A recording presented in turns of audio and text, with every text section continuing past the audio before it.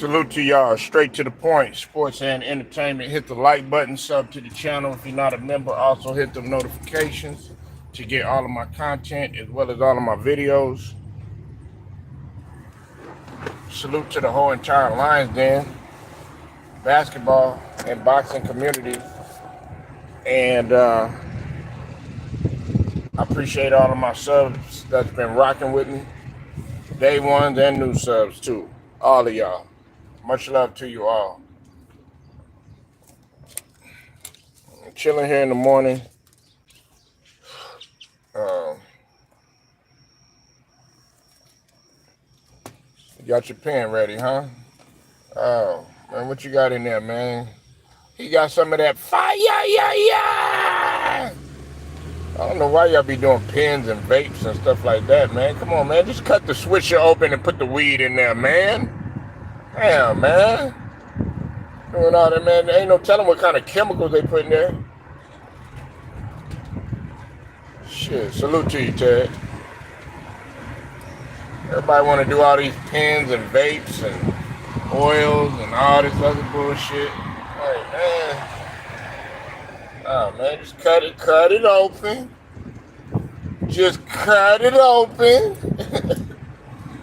Cut it open and put the weed in there. That's just like, man, like, I mean, yeah, you know, you buy the weed from the dispensary and all that other bullshit, but nah, man, you then go to the hood, go get your plastic bag, you know what I mean? You know what I'm saying? Go to Jerome or Tyrone, you know what I'm saying? Or, you know what I'm saying? Peabody and them, you know what I mean?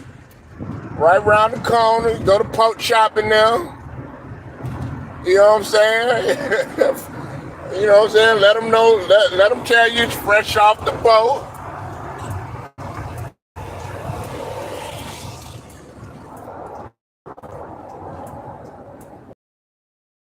You let them tell you it's fresh off the boat. You know what I'm saying?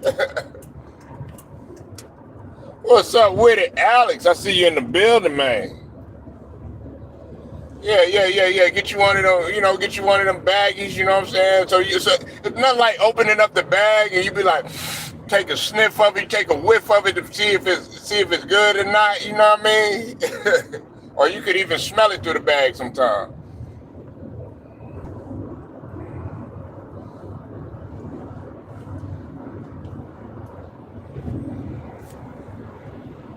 Nah, man, hope everybody feeling all right.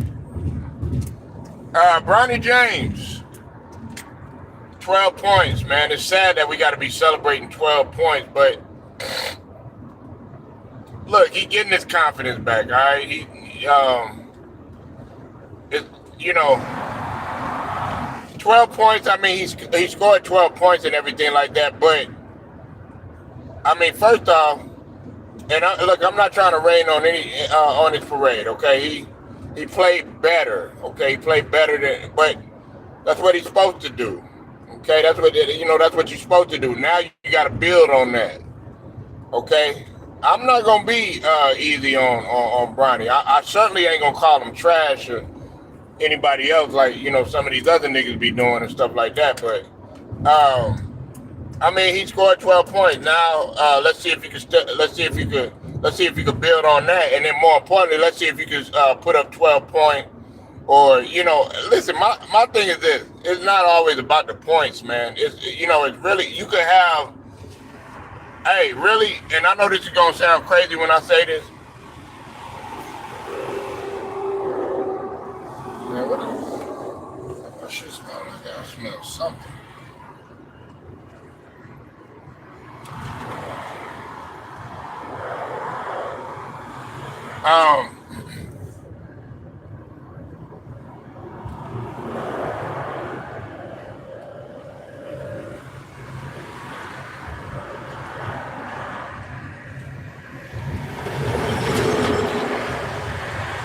Hold on, y'all. Like, you can have 0 points and still have impact just by being a solid defender and doing what's necessary that you're supposed to do.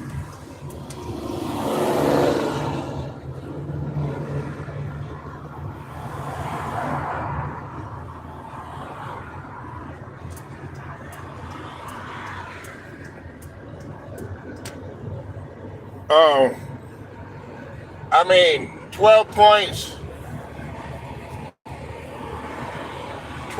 is not a indicator of can you can you sustain in the league for a long time. There's been guys that got 20, 30 points in the summer league,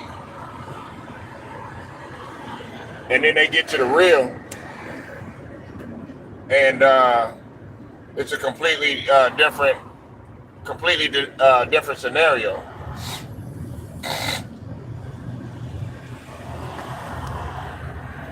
You said rebounds and assists.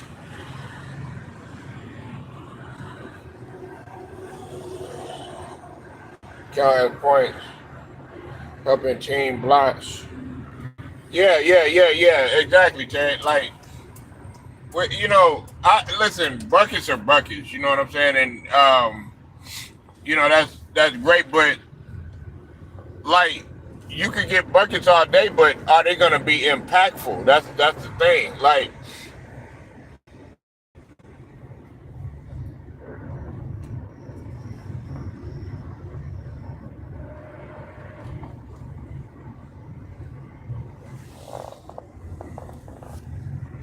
hold on one sec.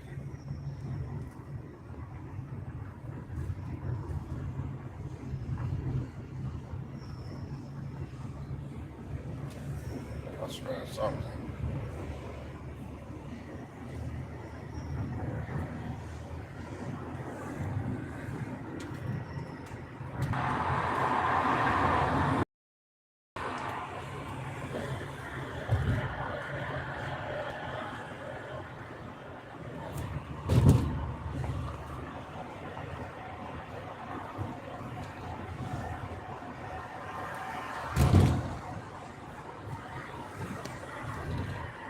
Yeah, that's a good point, Ted.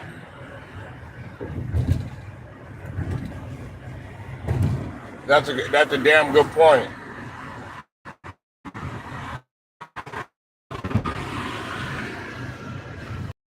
Think, oh, this guy gotta have 30.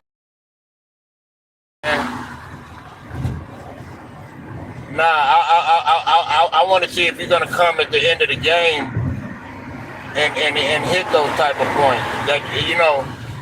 That was the thing about his father, about LeBron. Like you'll do good throughout 3 quarters, and then when it comes to the end of the game, you don't want to hit the shot that matters, or you want to pass up on a regular shot. And look, we all know that LeBron isn't that type of player to really make the shot or get it in the clutch or be an assassin in the clutch or nothing like that. Has he done it before? Yeah, he's done it. He's done it sometimes. You know what I'm saying? But that's not his. That never really was his game. You figured out early that was never going to be LeBron James' forte. That's one thing I don't hold against LeBron too much about. Like, if people are gonna compare him to somebody like Jordan or Kobe, some of the other greats, that were able to get it in the clutch and everything, then okay, we're gonna put all our chips on the table, um, in regard to a debate and everything. You know what I'm saying? Everybody wants to come with this right basketball play and stuff like that, but the right basketball play is really being impactful. And I know some people are mad, man, that he scored 12 points. Man, listen, bro. This dude is 19 years old, man. You 19 years old. Got to develop, man. Now you are gonna get the smoke if you're not playing that well. But I think he responded. But you just got to build on this. I'm not gonna celebrate over 12 points or nothing like that. I'm gonna celebrate. Why aren't we talking about the fact that they won? Let's talk about the fact that they won. Let's talk about the fact they got the dub. You know what I'm saying? Why are we not talking about that? You know what I'm saying?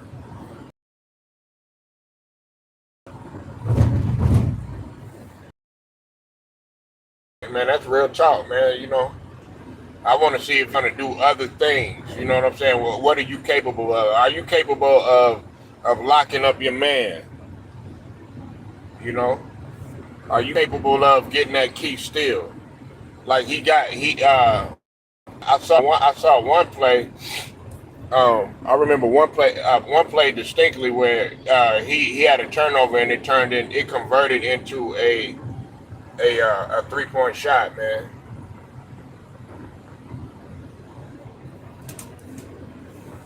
Like that that sort of thing gets forgotten.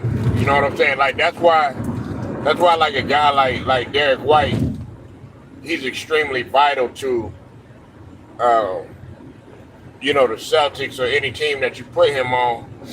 A guy like Derek White, you know what I'm saying? I'm speaking of Derek White because right now he's a glue guy. Him and Drew Holiday are the glue guys that that got the rings. Now the previous year, of course, it was guys like KCP and Bruce Brown. Uh, I'm talking about the Nuggets. Aaron Gordon.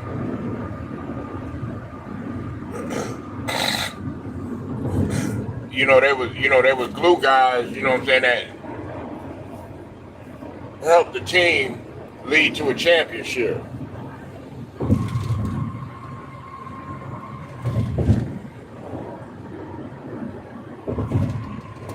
But you got 12 points. Now you got to build on that, man. Um, it's going to take him a while to get good in terms of uh, learning how to create his own shot. Learning how to create his own shot at a high level. You know what I'm saying? Especially when you're playing with guys that are faster than you. You know what I'm saying? And this is my thing. Even if you scored, listen. Even if Bronny didn't score 12 points, let's just say he did go scoreless. Uh, let's say he went scoreless in the actual NBA game. What you gonna do to bounce back from that? You know what I'm saying? Or what you gonna do when shit gets tight and you can't get nothing? Because it's gonna be games like that. You're gonna struggle, man. I mean, all of the greats that you see that you're getting ready to play against, they struggle. I went to see if Bronny is capable of calling out screen and talking on. Yeah, exactly. Can you communicate? Are you able to communicate effectively with your team? Come on, y'all. Yeah. Y'all got to give me a like, man. Hit me up with a like, y'all. I know we only got, a couple people, but um, yeah. Can you communicate both on offense and on defense? It's more than just like right now. Right now, man. Everybody's already saying that he likely not gonna be a superstar. You know what I'm saying? So I'd be like, fuck what everybody says, right? You know what I'm saying? If they say that I'm not gonna be a superstar or whatever, I'm just gonna have tunnel vision and focus on what I do. I'm gonna focus on the intangibles. You know what I'm saying? Because if you focus on the intangibles and you focus on the things outside of scoring, outside of trying to dunk on people, outside of trying to cross people up, stuff like that, everything else gonna come. But if you focusing on the showmanship and all that other bullshit, they're gonna show your ass right to the bench. And that's unless, of course, a guy like JJ Redick has a lot of faith in the dude. You know what I'm saying, and lets him keep fucking up, which I don't think that's gonna happen. I don't think that's gonna happen or whatever. You know what I'm saying? Like to be real with you,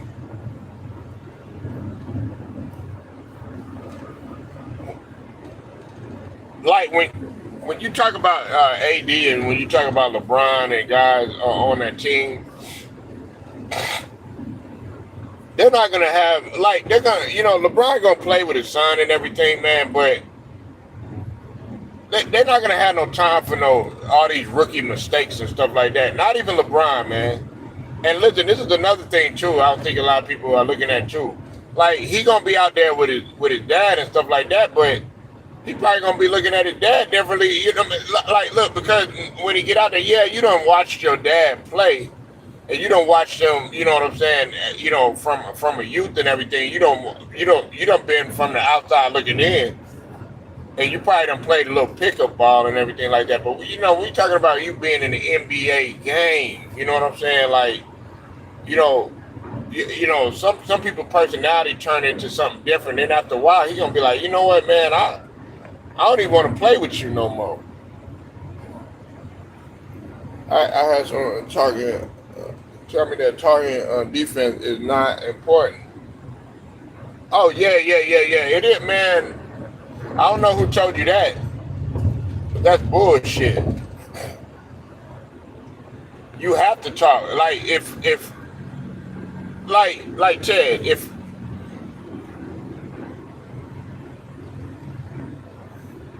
I'm if I'm out there and I'm out on the perimeter, and let's say you bigger than me. Let's say you're big. Let's say you 6'9", 6'10", and you are big and you in the court, but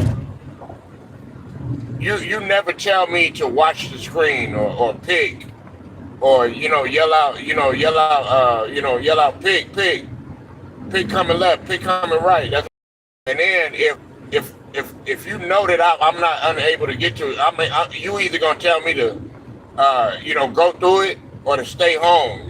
Like that's how you like all this terminology that JJ Redick be coming out, man, he ain't saying nothing new. He ain't saying nothing new that ain't common sense or whatever. You know what I'm saying? And like when you talk about the pick and roll, the NBA is pick and roll.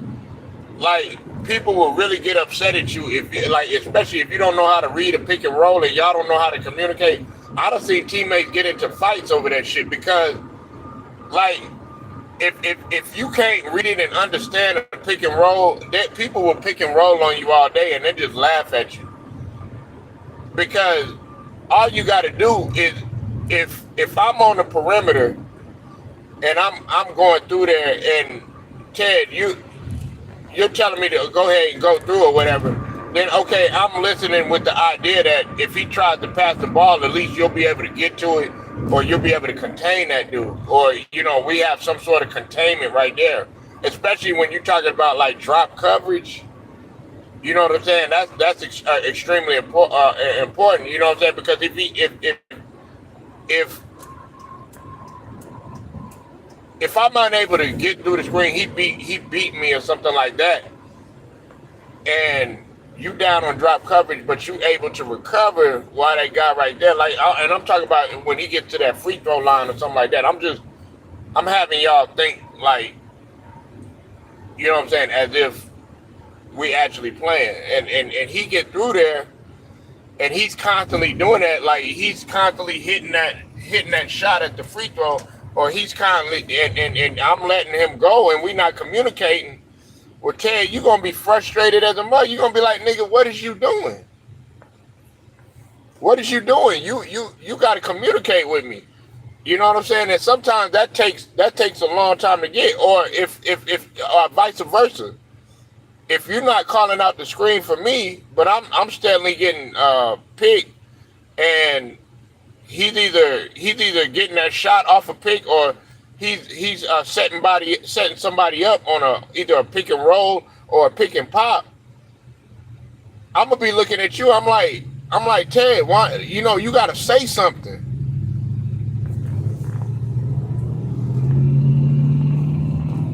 Are you gonna go?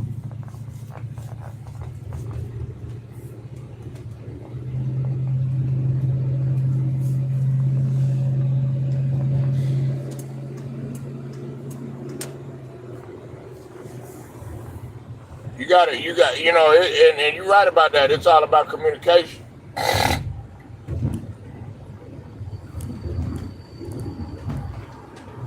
But a lot of people get upset, especially like if you play if you playing with an extremely intelligent point guard, like he's gonna want you to communicate with him, especially like when it comes to the pick. And even and it don't even matter. A lot of people just think it's like the bigs and all this other stuff. Nah, the three, he gotta have your back. The two, he gotta have your back. Yeah, everybody. Like I know if like when we were playing, everybody had to recognize that there was a pick coming. There would be like three, four people. Pick right, pick left. Like everybody yelling, all at once. You know what I'm saying? Because they want you to go ahead and get through that. And if who's ever the closest to that man, they'll either tell you, get through it, straight, get through it, or get through it, Chad. You know what I'm saying? Or if they feel like they got it and they feel like they can contain that dude or whatever, and he's able to get through it, especially if it's a fast dude like Anthony Edwards or whatever, and I'm out there, I'm gonna be like I'll just be like, stay home. You know what I'm saying? Stay home. You know what I mean? They'll be like, stay home, which means that don't just stay where you at. You know what I'm saying? You don't need to. You know what I'm saying? It's no movement needed. It's no need to switch. You know what I'm saying? Stay where you at. Stay home. I got taught that early. Like if it's a guy like, listen, 9 times out of 10, you chasing a guy like a guy like Anthony Edwards. I think about like if you chasing a guy like Anthony Edwards, you're gonna have a hard time because Anthony Edwards could do one or two things. Actually, he could do one or three things. He can not only get through the pick. Anthony Edwards can not only get through the pick or whatever, you know what I'm saying, or run you off the pick or whatever. He could create his own shot. He could break you down, and then if there is a pick, he can. I think he's he's gotten a lot better with that. He can split that, get through the rack. You might as well forget it, especially with his athleticism. When he's able to split that, you might as well forget it, man. Split that motherfucker open like a banana. You might as well forget it.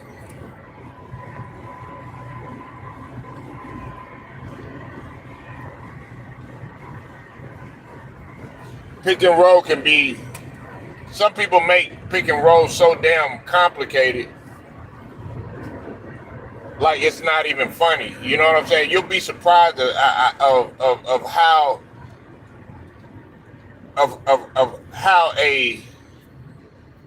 an easy 2-man type of play like the pick and roll can be so complicated to learn. You know what I'm saying? Some people make it really, really complicated. That's why a lot of people, one of the main questions that they ask, can you guard the pick and roll? It's just like with Rudy Gobert. He's not good at guarding the pick and roll. He's not. Drew Holiday, he's excellent at guarding the pick and roll. And on top of that, what makes him even more lethal is the fact that he's a great on-ball defender. If you could do both of those, man, it's going to be hard for you to get through anywhere, especially if you got if you get through a pick and you think, oh, yeah, I'm free. There go Drew Holiday right there.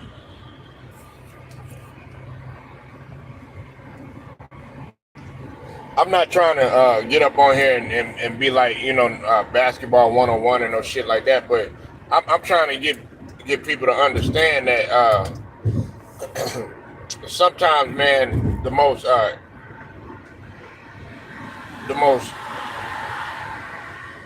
intricate details can save you a lot of grief, and one of those happens to be the pick and roll. A lot of people don't understand because like if you look at like how Rudy Gobert, like what he does, man, you're supposed to be the defensive player of the year. Well, one of the things that I thought that you were supposed to do was be able to recover and to be able to recognize that pick and roll or whatever. And Wemby already kind of understands that a little bit better than you do. And you're older than him. You've been in the league longer. Yeah, he was great. The only thing about Mutombo, only knock on Mutombo is that when it came to like a really extremely quick and athletic guy, he couldn't really quite recover it. Now, what made up for it is, Mutombo was long. Now, I'll tell you who was great at recovering, and a lot of people don't look at this, especially when before the injuries, was David Robinson. David Robinson, and people forget that David Robinson did win Defensive Player of the Year. He was extremely great at recovering. Now he did get exposed. He started to get exposed. Hakeem wasn't the only one that exposed David Robinson though. There were a few other bigs that exposed David Robinson. Shaquille O'Neal, he exposed David Robinson. Patrick Ewing, he exposed David Robinson. Like those bigs that were real shifty inside and stuff, they would kind of expose David Robinson. But Hakeem really put it on display of the remarkable footwork. Now he wasn't getting exposed like to the point where like a Rudy Gobert, nothing like that or whatever. But David Robinson, he was such a great defender. It was like, damn, how could a guy like Hakeem do that to him? But he was great at recovering, and Hakeem was excellent at recovering. But if we're talking about recovery, you know what I'm saying? Because you're gonna get beat, man. If you got a guy like Anthony Edwards that's running like a 4-3, shit like that, Jordan running like a 4-2, 4-3, stuff like that, nigga, you're gonna get beat. But the thing is, are you gonna be able to recover? Hakeem was dynamic at recovering. But listen, I'm gonna say it again. I think y'all already know where I'm going with this. I don't care if y'all get mad at me. I really don't care. Listen, I got to say it again. There's nobody that recovered quite like Dennis Rodman, with the I would say Ben Wallace, and he often gets slept on too. Dwight Howard was pretty good at recovering too. He's faster than what people think. Dwight Howard.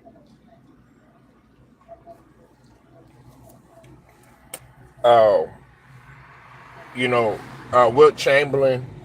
With the film that I looked at, Wilt Chamberlain, he was pretty good at recovering. Whether you get, how Rudy Gobert, he tends to get beat sometimes. Nah, he's not having it, and I use Victor Wembanyama as a measuring stick for Rudy Gobert, because for one, they come from the same culture and they play the same position, and they do some of the same things, but Victor Wembanyama is just on a whole nother level than Rudy Gobert.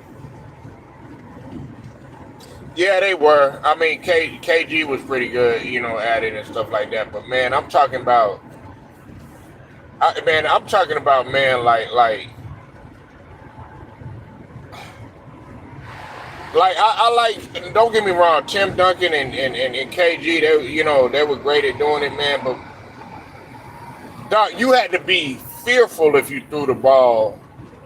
If you even thought about trying to split a screen with Dennis Rodman, nigga, he was either gonna block your shot, go ahead and get it, or he's gonna disrupt you and make you play sloppy, or you're gonna be met with Dennis Rodman. You know what I'm saying? If you try to beat him, You might think, oh yeah, I'm free to the basket. Your shit get pinned to the glass, man. Probably by two or three others too. So, it's kind of like he baits you. Sometimes Dennis Rodman would bait you into trouble. It's like, go ahead, be my guest. Like if hey Ted, if I think that you're a great defender and I got like two others there, something like that, I'm gonna be like, go ahead, be my guest, because I know Ted is gonna be there to stop you. I mean, what, like KG? As much as I like KG, it's only so much. He's not gonna be able to pick you up 94 feet the whole entire game. Dennis Rodman can, right? You know what I'm saying? Dennis Rodman can. Tim Duncan, he ain't gonna pick you up 94 feet. He barely gonna get you out on the perimeter. Dennis Rodman can, right? Dennis Rodman can. Like, man, there might be a point guard, man, I'm tired of guarding this motherfucker. He just getting killed. Well, guess what? Hey, I'm putting Dennis Rodman on him. Get your ass off of that. Dennis Rodman, man, you know what I'm saying? He got stamina for days. He don't get tired. You understand what I'm saying? But y'all look at, Tim Duncan, or Charles Barkley. Charles Barkley, he wasn't no great defender. He wasn't no great defender. He was good on offense, and he had, great rebounding and everything, but he just wasn't no great defender.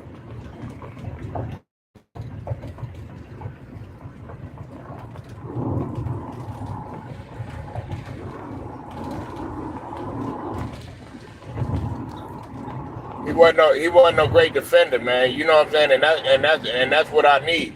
I need down the stretch, defense and rebounding. That's what's ultimately gonna win the game. But people don't think like that. The Celtics, man, you gotta look at like Jason Tatum. I know a lot of people was like, oh, Jason Tatum, you know what I'm saying? You're supposed to be putting up points and stuff like that. But the reason why I praise Jason Tatum is because he focused on the intangibles. He understood, okay, this is what's going to win. He's like, man, I'm not concerned about no Finals MVP. Just go ahead and give me the ring. We'll work on that shit in the off season. Oh yeah, he was great on Shaq. There was a lot of people that was slept on that was great on Shaq that they don't give credit. I know all y'all see, Alonzo Mourning getting dunked on and stuff like that. But they actually did a better job on Shaq than what you think they did. You know what I'm saying? I know y'all see a lot, him dunking on Mutombo and stuff like that, but Mutombo did better than what giving credit for it. You got a guy in Dennis Rodman that's giving up 100 and something pounds, giving up like 4 inches, and you got a guy 300 leaning on your ass. You know what I'm saying? Could damn near break your spine, but he's still over there, still holding that nigga. Do you know how much core strength and core muscle and agility you have to do that shit? That's why, like, I can't, like, if you sitting up there and you telling me, oh, you capping for having Dennis Rodman on there, that tells me a lot of how you look at the game, how you look at basketball. I don't need my power forward to score. I don't need my center. I really don't need my center to score. All I need my center to do is just get the rebound and baseball that pass. And guess who's gonna be down there already? You got a guy in Jordan that can run a 4-3. He already gonna be down there. Night.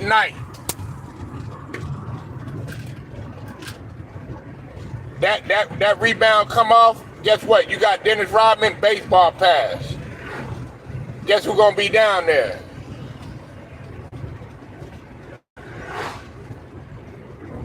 You know what I'm saying? It's gonna be Jordan. Like, yeah, man, we don't need nothing else. And then if you try to keep up with Jordan, you might as well just forget it, man.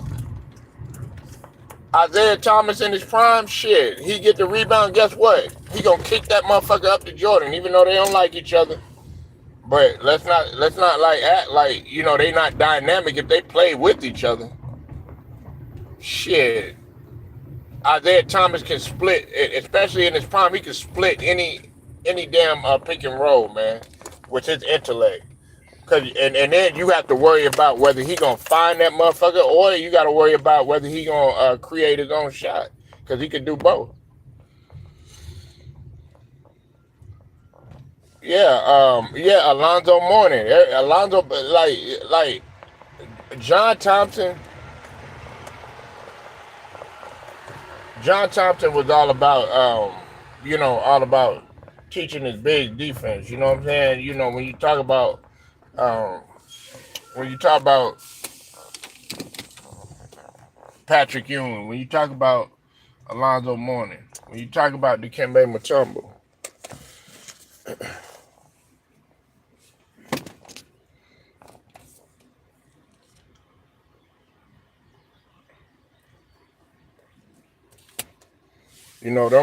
them guys are to be appreciated. You know what I'm saying? You got to appreciate guys like that. I didn't understand it when I was younger, but when you looked at glue guys at the when you looked at glue guys at the when you wanted to go play pickup and stuff like that, some of them would leave them on the sideline. So I was taught to you want to pick guys like that up, because I got like at least three guys, man, that that you could they could pick up. They could pick up a offensive player on the opposing team, especially if you got a team that can shoot real good, man. If you got a team full of shooters, the way that we could contain them and neutralize them, man, is you want to be able to pick them up 94 feet. Now I know that doesn't really go on too much, man, but we're gonna press the hell out your ass. Shit, I'm not even gonna let you try to get that ball up there, because as soon as they get within a certain distance, especially if you got shooters that just they have a natural knack for putting that ball in the hole. Like, any type of angle looks good to them.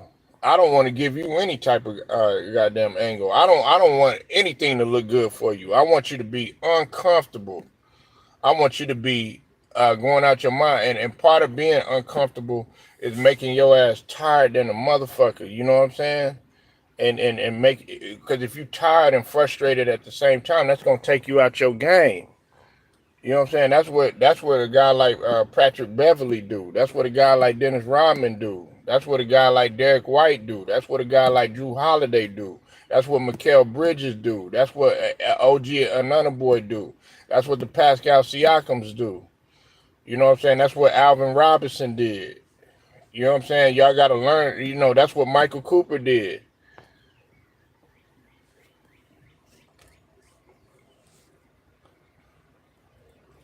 Yeah. I don't need a whole bunch of pretty motherfuckers on there. You know what I'm saying? Like, yeah, I got Larry Bird at the small forward position, but see, what y'all don't know about Larry Bird, he was so good in help defense. You know what I'm saying? And he hustled. You know what I'm saying? He hustled. Plus, I got another ball handler. He's a very slept on ball handler. But Larry Bird can handle the rock. Now, was he doing all that Kyrie Irving shit? Nah, but he handled the rock. He handled the rock like Magic Johnson too. Like people forget, like Larry Bird can handle the rock too. I got a guy 6'10" that will find you, that could that could easily break you down.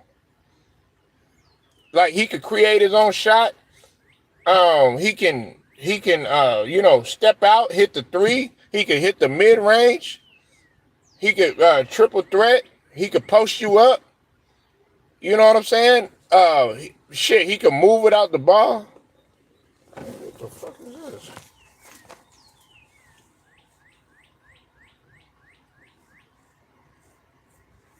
Oh, I'm about to say.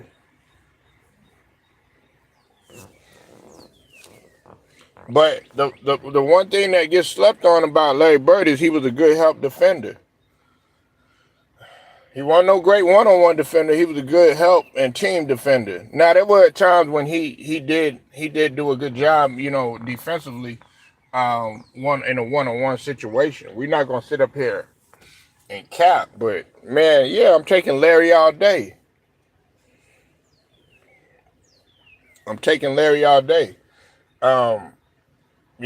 For as great as they say, LeBron was and stuff like that, he wasn't no dynamic defender.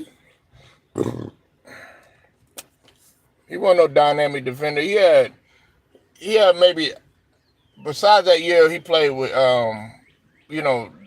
that a lot of people felt like he got robbed out of defensive player of the year. He had there was one season he did have a good defensive season with Cleveland. I would say it was that third year he played in Cleveland. He had a good defensive season. It was that year he went to the that one. I think it was the third or fourth year they went to the finals when they played against San Antonio. He had a good defensive season there. I'm not gonna sit up there and act like he didn't. And then I would say his second season in Miami, he really solidified himself as showing how he could play defense or whatever. You know what I'm saying? And then I would say that second year when after he returned to Cleveland. Yeah, D Wade should have too, because D Wade was, to my recollection, I think D Wade was leading the league in steals at one point. You know what I'm saying? I don't want to talk about D Wade, man. That nigga done pissed me off, coming out with a nail polish line and shit, man. Like that motherfucker pissed me off, man. Shit, I want to be like Boy George and shit. You might as well go see Chameleon. You know what I'm saying? Come on, D Wade, man. What you know about that, Ted? Boy George. Shit, want to paint his nails like Marilyn Manson and shit. You know what I'm saying? Like, come on, man.